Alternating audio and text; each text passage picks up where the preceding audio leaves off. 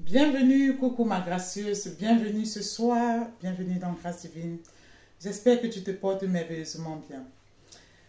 Moi, je me porte très bien par la grâce de Dieu. Ce soir, nous allons aborder un tout petit thème qui me chagrine sur les femmes célibataires, sur les mères célibataires et sur les femmes divorcées.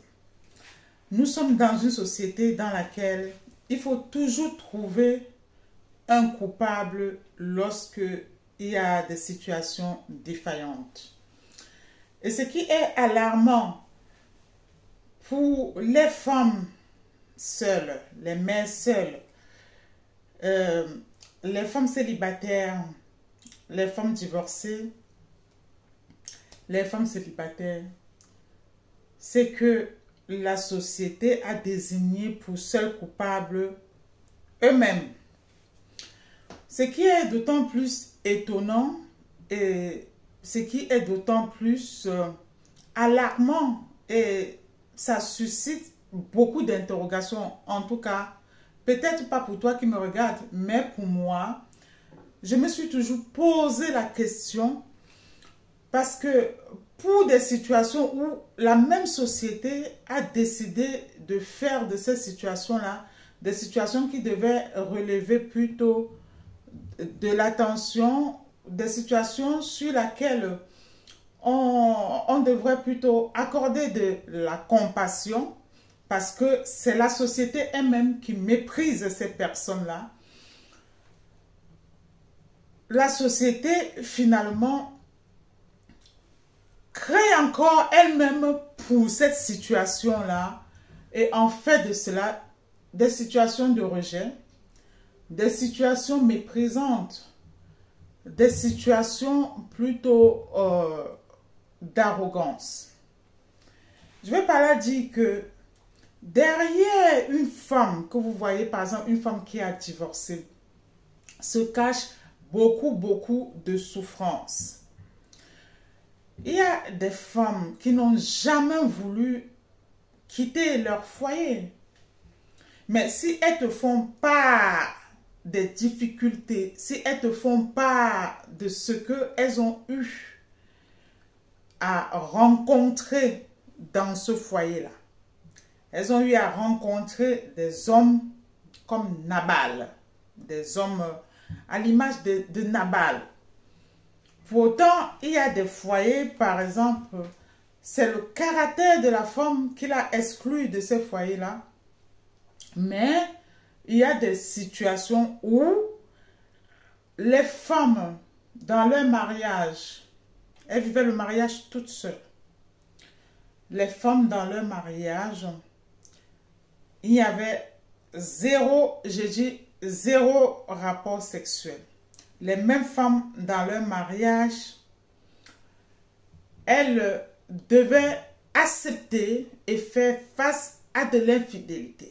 Il y a des femmes qui m'ont témoigné comme ça, où des hommes les ont imposé d'accepter des pratiques fallacieuses, par exemple comme des partous, des pratiques fallacieuses comme par exemple se laisser prendre par l'arrière, et que ces femmes-là, elles n'adhéraient juste pas à cette pratique, ces pratiques ne faisant pas partie de leurs valeurs, et ça ne faisait pas partie de ce qu'elles attendaient pour l'institution divine qui est la vie, qui est la vie maritale, qui est le mariage, la vie conjugale.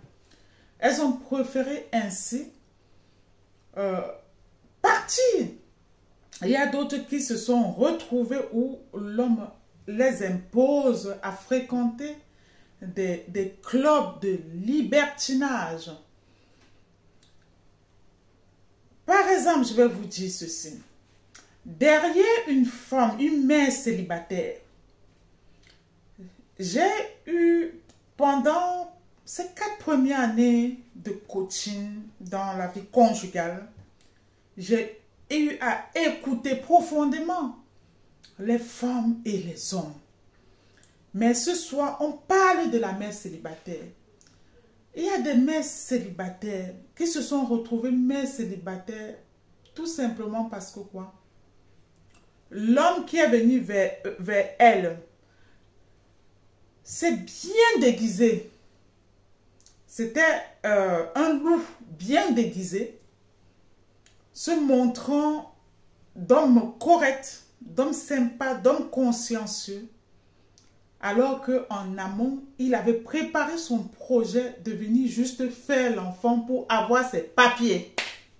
Ça, c'est pour ceux qui vivent ici en Occident.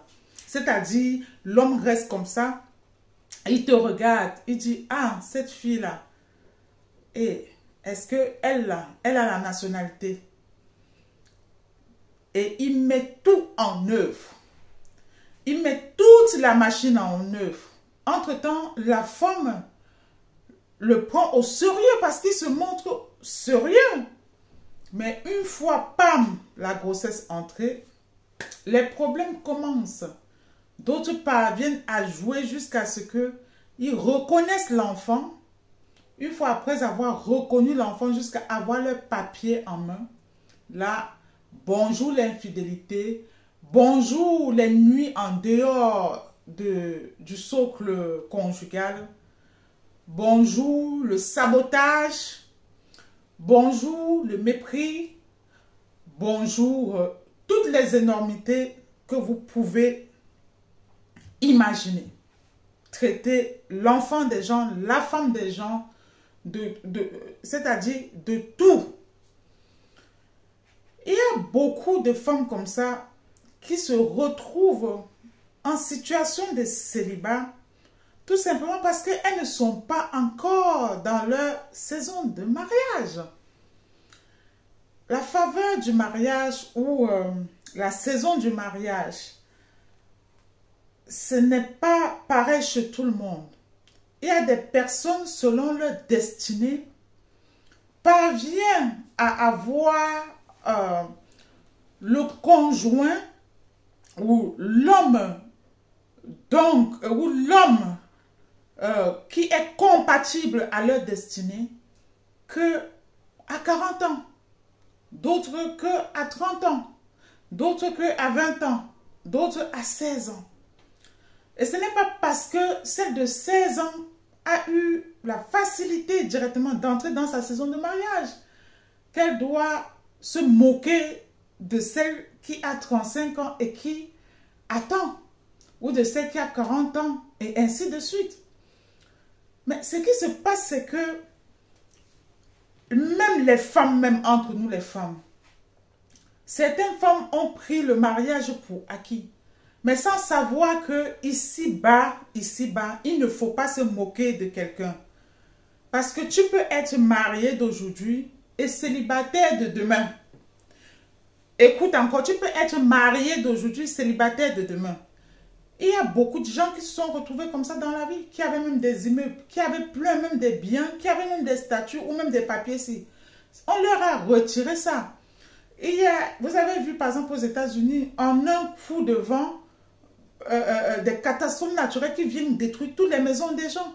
Rien n'est acquis dans cette vie terrestre. Donc, tout est grâce. Tout est grâce. Et ce n'est pas parce que ta situation semble se peaufiner ou se peaufine dans ta saison que tu vas te moquer de l'autre. Tu n'as pas la même saison que ta soeur qui est à côté. Et c'est comme ça qu'on va aller culpabiliser les célibataires, les femmes célibataires et même les mères célibataires, même dans leur propre famille.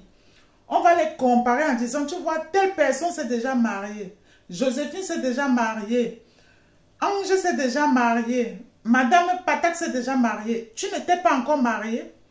C'est-à-dire, on va créer des blessures inutiles dans la vie de certains gens, même dans leur propre famille.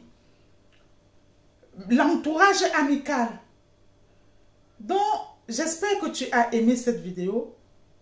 Tout ce que je vais te dire, c'est juste laisser les mères célibataires, les divorcés et les célibataires, laissez-les tranquilles. Et Dieu va leur apporter, Dieu va les porter dans leur saison au temps favorable. Je te dis bye bye, à bientôt dans Grâce Divine.